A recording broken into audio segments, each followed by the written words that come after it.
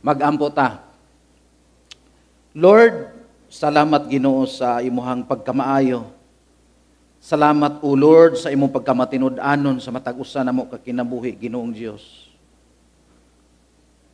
Ingon mo sa imong pulong sa imong kanta Ginoong Dios nga ikaw gyud ang sentro niining tanan Ginoo. Ikaw ang sentro sa among matag-usa ka kinabuhi Ginoong Dios. Lord, salamat nining kabuntagon na diin kami magasimba, magadayeg diha kanimo Ginoong Dios. Panalangini ang imuhang pulong Ginoong Dios nga diin masinati, mabati sa matag-usa Ginoong Dios ang imuhang gugma ug ang imuhang grasya Ginoong Dios. Lord, amo ka nang ginatugyan diha kanimo in Jesus name. Amen. Amen. So last week we looked into Colossians chapter 1. Verse 8 to 12. And we learn that the power of the gospel and the word of God should be the foundation, the root from which all our activities, ministries, training, equipping, fellowship, maturity, kanang pagkahamtong, worship, discipleship, and mission branch out individually and as a church.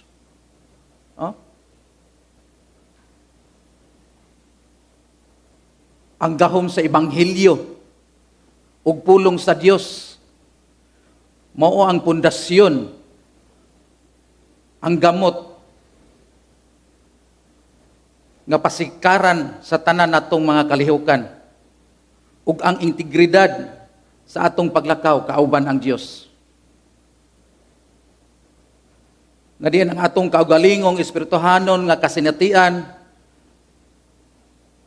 ug pagkahamtong nga diin ma-determine sa bunga ug sa pagka-epektibo sa atong mga ministry. Ikaduha, Christ's power is sufficient to enable us to live with integrity and serve in ministry and missions. Na adunay kalipay, pinaagi lamang sa gahom sa Dios, nga din magkinabuhi kita nga may espirituhanong integridad, nga din makatuman sa atong epektibo sa mga misyonhon nga mga buluhaton nga gisalig ni Kristo. Nga unsa giingon dia nga naay kalipay, masinugtanon kita. Kana bang giingon nga matinud-anon kita diha kang Kristo. And thirdly, being in Christ gives us a grateful heart. Kana bang kasing-kasing nga puno sa pagpasalamat nga mahimong kabahin kini sagasa ug kusog ug paggahom sa Dios nga iyang gihatag pinaagi kang Kristo. Mapasalamaton nga kasing-kasing nga iyang gihatag sa matag-usa kanato pinaagi kang Kristo. Nganuman tungod kay si Kristo ang sentro niining tanan. Jesus is the center of it all. Atong basahon ang Colossians chapter 1 verse 15 to 20. Kung naamoy mga Biblia da pwede ra mo mosunod sa hilom. The Son is the image of the invisible God, the firstborn over all creation, for in him all things were created, things in heaven and on earth, visible and invisible, whether thrones or powers or roles or authorities. He is before all things, and in him all things hold together. And he is the head of the body, the church. He is the beginning and the firstborn from among the dead, so that in everything he might have the supremacy. For God was pleased to have all his fullness dwell in him. Sa 20, and through him to reconcile to himself all things, whether things on earth or things in heaven, by making peace through His blood, nagiula niya sa cross. No? Ang Colossians chapter 1, verse 15 to 20, speaks about the supremacy of Christ and His role in creation and redemption. Nagahisgot kini sa iyang paghimo sa kalibutan o sa iyang pagtubo sa matag-usa nato kakinabuhi. Tungod kay si Kristo ang sentro niining tanan. Why? He created us. No? He redeemed us through His sacrifice. Iya kitang itubos, pinaagi sa iyang pagsakripisyo dito sa cross. No? He empowered us to live holy lives through the Holy Spirit, and He is our hope for the future. Iya kitang kita gaagahom, nga diin magpuyo kita nga balaan, pinaagi sa iyang balaang espiritu, ug siya ang atong paglaom, pag-abot sa unahan. He is sufficient to meet all that we need and want and desire. Supisyente ang Ginoo nga diin tagbuon niya ang atong mga gusto ug mga pangandoy sa kinabuhi. He is the Alpha and Omega, gikan pa sa sinugdanan ug hantod sa katapusan. The beginning and the end. That Jesus is sufficient to meet even the world's greatest needs. Iyang tagbuon yun. Bisag unsa pa kadako ang mga panginahanglanon sa kalibutan. Bisan pa gani ang atong mga personal nga gikinahanglan sa atong mga kinabuhi. Ang linya sa mga pulong nga nag-ingon si Kristo, mao ang tubag sa tanan natong mga pangutana. The answers to your life's deepest questions. Siya ang tubag.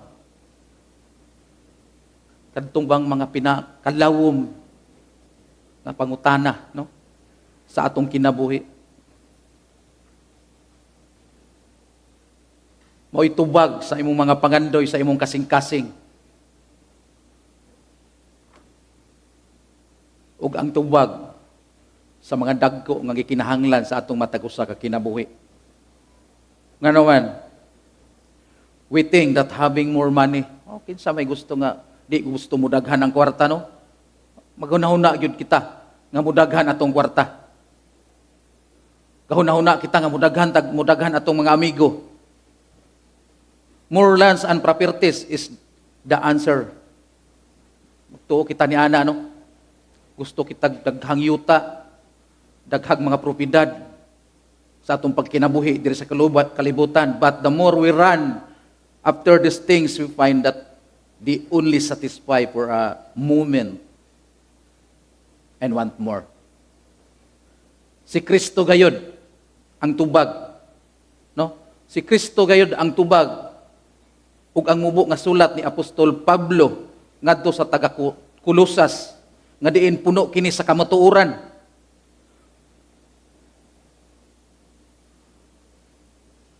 Puno sa kamatuoran kung kinsa si Jesucristo sa atong matag usa nga kinabuhi. Atong tan-awon ang mga pipila ni ini ug unsay kalabutan ni ini ngadto sa mission. Una, Jesus is God's ultimate revelation of Himself. Si Jesus mao ang katapusang pagpadayag sa Dios sa iyang kaugalingon. Si Jesus mao ang katapusang pagpadayag sa Dios sa iyang kaugalingon.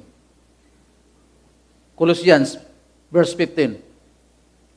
The Son is the image of the invisible God, the firstborn over all creations, Jesus is the express image of the person of God.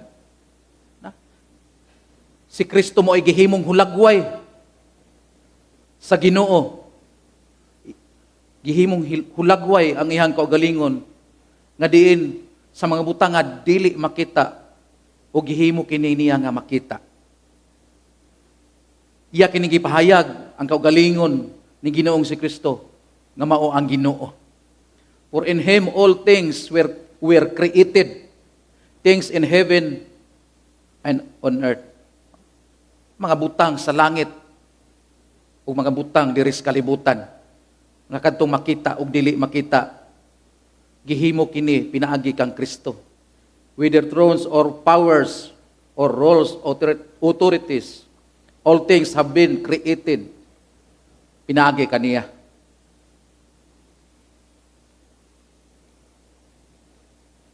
John chapter 1, verse 14 says, "The Word became flesh and made His dwelling among us."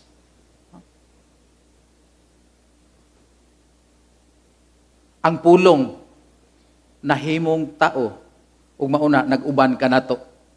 Nga diin puno sa himaya, puno sa grasya.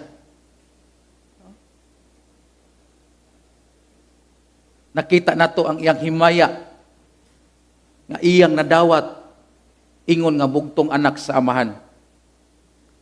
In Jesus, the invisible God made Himself visible.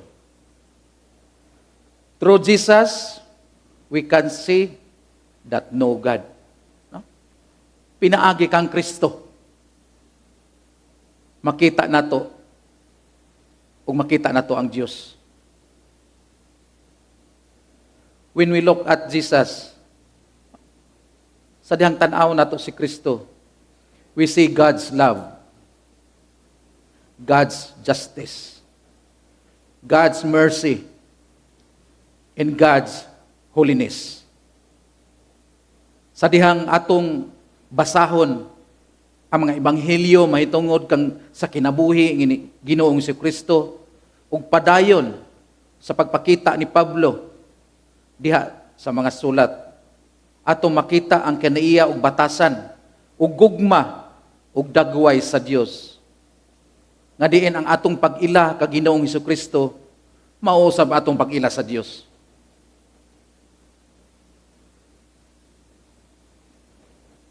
Basahon nato ang Hebrews.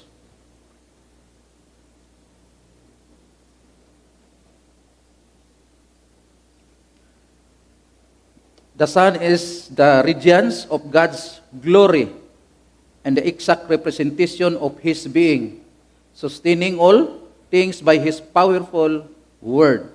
After He had provided purification of sins, He sat down at the right hand of the Majesty in heaven.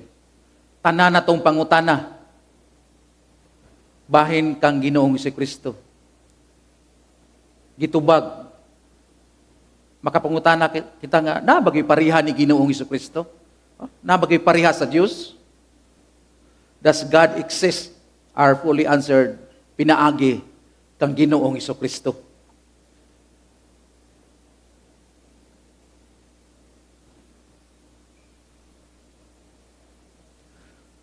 Secondly, Jesus is the creator and sustainer sa atong mga kinabuhi. Siya diha, all power in heaven and earth, in all fullness of glory and grace have been given to Jesus. At the foundation of the world, God brought all things forth through Jesus and by His power. Ang tanang gahom sa langit ug sa kalibutan nga diin puno sa himaya, puno sa grasya nga diin gihatag, gisalig kang Ginoong si Kristo. Nga diin sa pagtukod sa kalibutan gibuhat sa Dios, ang tanang butang pinaagi kang Hesus ug pinaagi sa iyang gahom.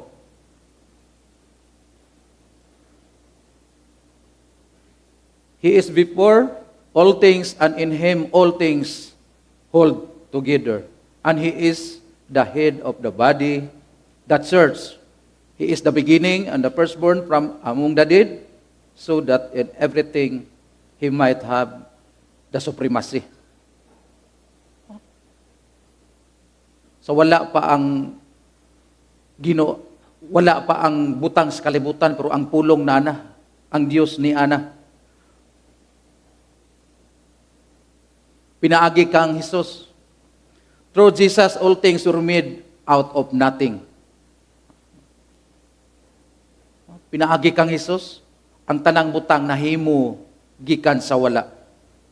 Apil na niini ang pinakataas nga anghel ug matag persona sa tibuok kasaysayan. Throughout all history, creation is the work of an infinite, walay katapusan, unlimited, perfect being nga di nagbaton sa tanang kaalam o kahibalo. Ang tanan nahimo pinaagi sa kaalam. Ug si Jesus mao ang walay katapusan nga kaalam sa Amahan. All was made through wisdom, and Jesus is the eternal wisdom of the Father.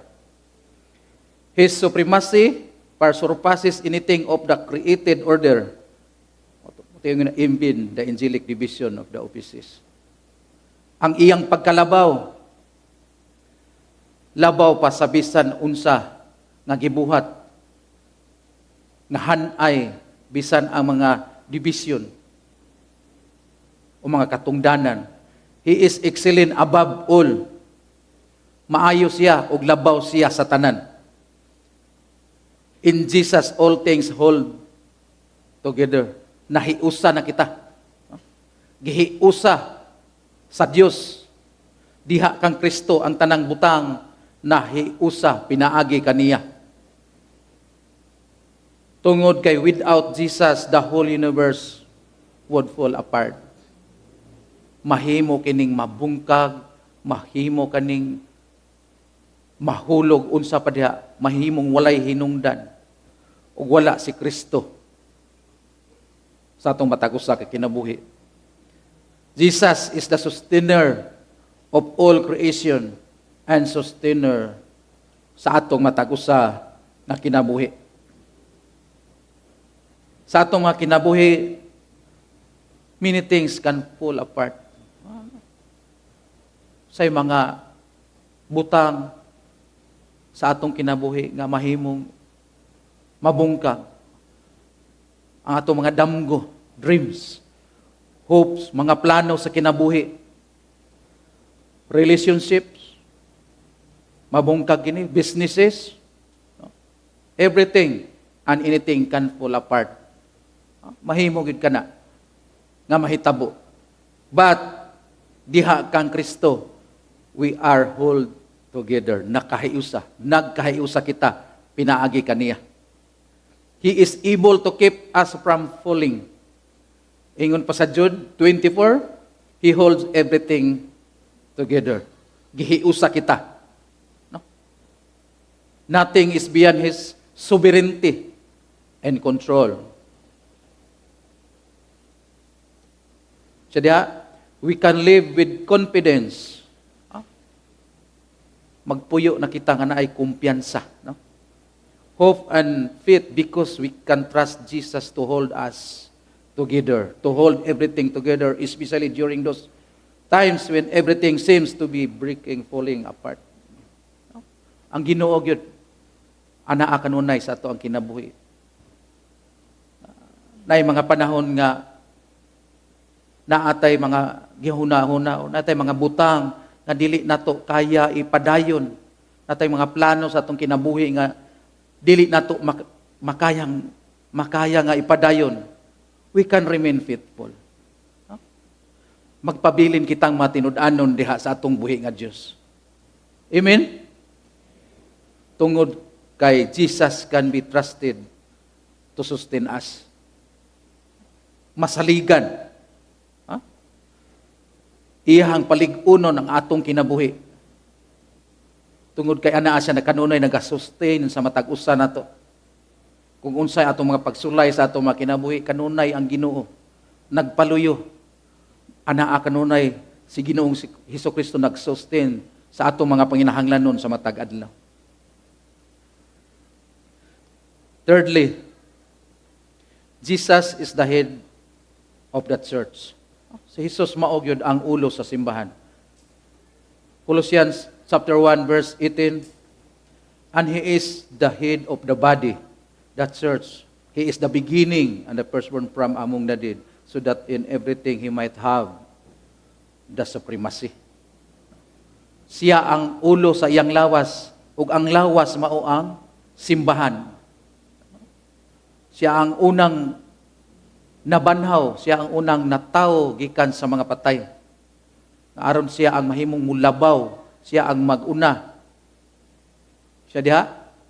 Jesus is the creator, originator, and sustainer of all creation.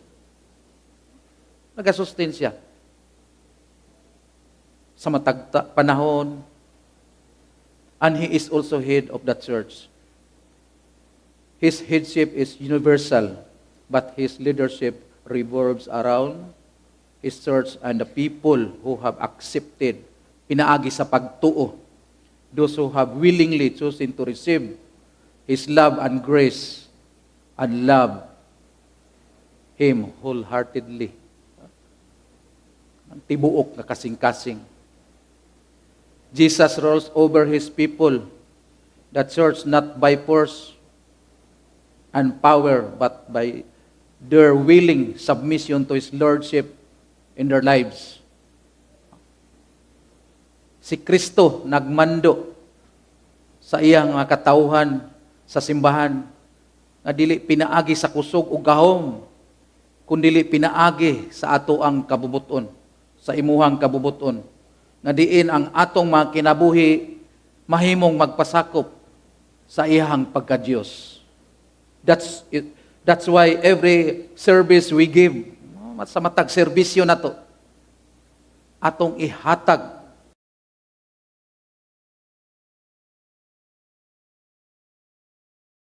money we give, sa matag kwarta na to, atong ihatag para sa kahimayaan sa Ginoo. Every hour that we spend with Him, atong tagaag panahon,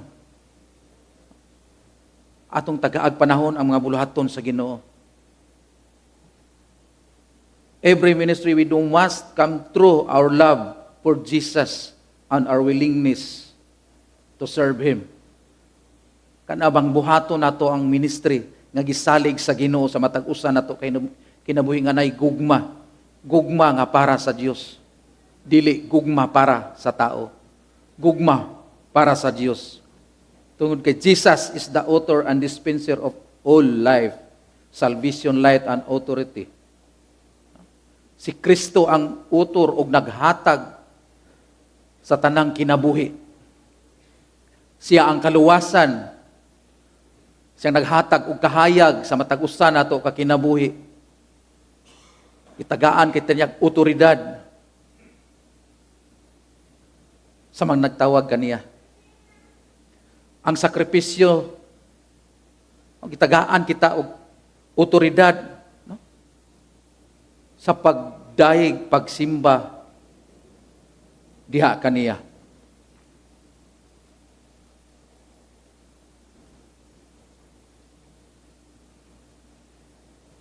Jesus' sacrifice on the cross brings complete reconciliation with God, redemption, and healing. Ang sakripisyo ni Jesus sa cross nagdala kini og hingpit nga pakig-uli sa Dios, pagtubos og kaayuhan sa matag usa nato ka kinabuhi. Colossians 1 verse 19 to 20. For God was pleased to have all His fullness dwell in Him, and through Him to reconcile to Himself all things, whether things on earth or things in heaven, by making peace through His blood shed on the cross. Malipay yun ang Ginoo. Kita anaa kaniya kanunay. Tungod kay iyang ipasig-uli, no? In ang mga butang sa kalibutan, aron kini maka angkon og kalinaw. Pinaagi kang Kristo gis pasig-uli sa Dios. Ngadin ang tanang butang sa kalibutan ug sa langit pinaagi sa kalinaw sa iyang dugo nga giula dito sa krus. Kung tanaw na to ang kalibutan karon,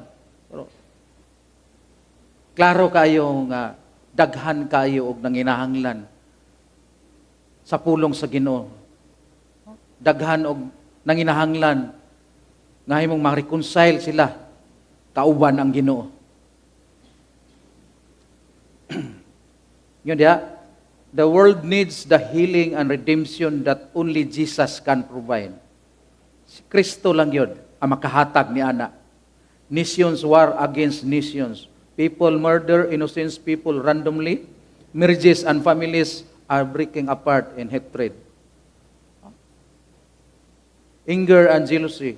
Millions of people are homeless, hungry and dying from a multitude of causes. Tungod kay ang kalibutan makasasala. Kung tanaw na to ang mga balita, no, sa social media, grabe ang panag-away sa mga lugar. Wa panahuman og gira. Excuse me. Daghang patay ang mahitabo sa mga pamilya.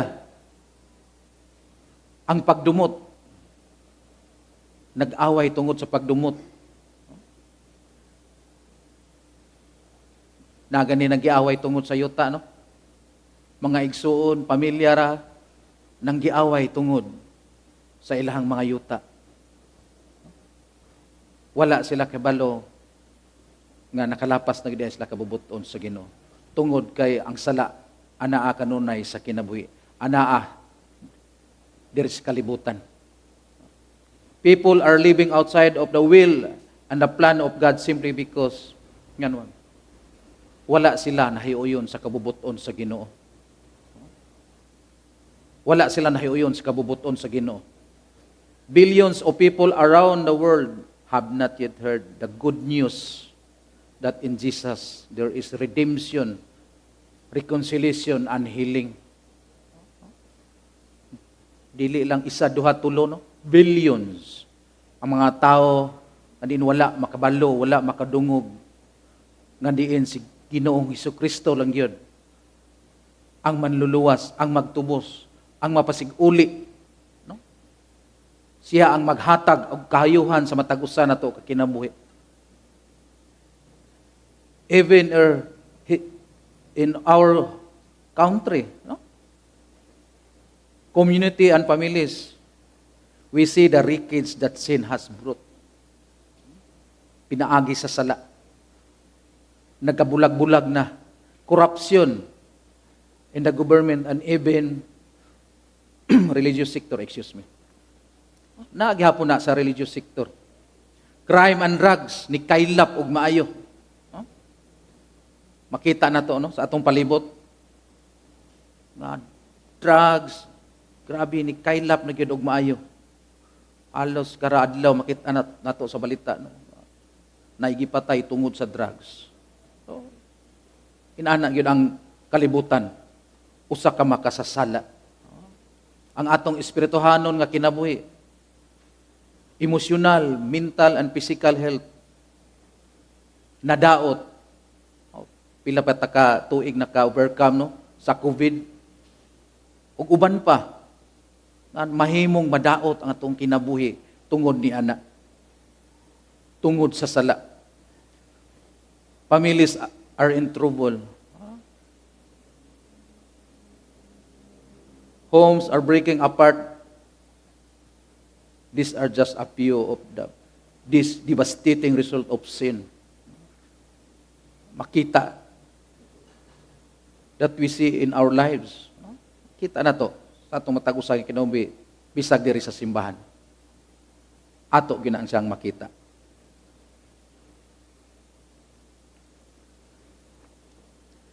As followers of Christ, the church, we have experienced that it means to be reconciled with God. We have testimonies of how pointless, broken, destroyed our lives have been because of sin, and how Jesus has turned our lives around. In Jesus, we have experienced healing in our bodies, reconciliation of broken relationships, freedom from the bondage and addiction, and more. Jesus has reconciled us back to God, and now we are enjoying the peace, confidence, and hope na diin magsunod kita ni Kristo sa iyang plano o kabubuton sa atong matag-usa nga kinabuhi. Brothers and sisters in the Lord, no? Usa kini kapanalangin sa atong matag-usa nga kinabuhi. Nga diin kita kabahin ni ana na ilha nato si Kristo ug nahimo kitang kabahin sa iyang pamilya. Ug usa ka pribilehiyo alang kanato nga mahimong kabahin sa mga misyon ni Kristo nga diin ipagpasiuli, no? Ipagpasiuli niya ang kalibutan ngadto sa Dios ingon nga mga niluwas nga mga anak sa Dios, mga niluwas kita, kabahin kita ni anak, kabahin kita sa mga buluhaton, labi na gyud sa mga misyonhon nga mga buluhaton. Karong hapon ana kitay evangelism feeding and tracts distribution dito. Kinsa kadtong willing nga moshare sa pulong sa Ginoo, atong ipadayag ang Ginoo nga siya ang manluluwas. Siya ang mag-redeem sa matag-usa nato ka kinabuhi. Kinsa kadtong willing, pwede ka mumubalik. Alauna imedya kita magikan kay napatay briefing nga pagahimuon ni ana. Alauna medya naa na ta diri kay magdungan tag-adto dito. Kinsa kadtong willing magpagamit para sa buluhaton sa Ginoo. As we close, let's remember kinsa si Ginoong si Kristo. Jesus is God, God's ultimate revelation of Himself. Jesus is the creator and sustainer. Thirdly, Jesus is the head of the church. And fourthly, Jesus' sacrifice on the cross brings complete reconciliation with God, redemption, and healing. Una si Kristo ang labaw sa tanan. He is worthy of our worship. Angayan siyang simbahon, angayan siyang higugmaon. He is worthy of our obedience, our service, our all. He is worthy of our lives. So let us worship Jesus. Let us live for Him. Let us serve Him with our all. And let us make His greatness and goodness known to all nations, so that they too can give Jesus all glory, honor, worship, and love. Tungod kay deserve gyud siya nga atong simbahon. Before I end, atay reflection diha gamay. Who are the people in your life? Friends, families, relatives, and co-workers who need to know Jesus? How will you introduce Jesus to them? Kinsa man yung mga tao nga naa sa imong kinabuhi, mga higala nimo, pamilya ba nimo, mga parente ba nimo o kauban sa imong trabaho, aning nanglang makaila kang Ginoong si Kristo. Ug paunsa man nimo i-introduce o ipaila-ila si Ginoong si Kristo sa ilaha. Secondly, how can you be a part of Kamakop church planting and missions movement? What step will you take? Paunsa ka mahimong kabahin sa buluhaton sa Ginoo? Ang mission department andam yun. Mudawat kung kinsa kadtong gusto magpagamit para sa mga buluhaton, ilabi na gyud sa church planting. Lord, salamat Ginoo sa imuhang pulong ning kabuntagon Ginoo. Salamat o Lord nga imo kaming gipahinumduman Ginoong Dios. Nga mahimo kaming kabahin sa imong mga misyon diri sa kalibutan Ginoong Dios. Lord, panalangini imo ang pulong ako mga pag-ampo Ginoong Dios nga maaplikar sa matag usa. Maaplikar Ginoong Dios sa matag usa nimo kakaanakan. Salamat sa imong pulong ning kabuntagon ug amo ka nang gisalig gitugyan diha kanimo. In Jesus name. Amen o amen. God bless us all.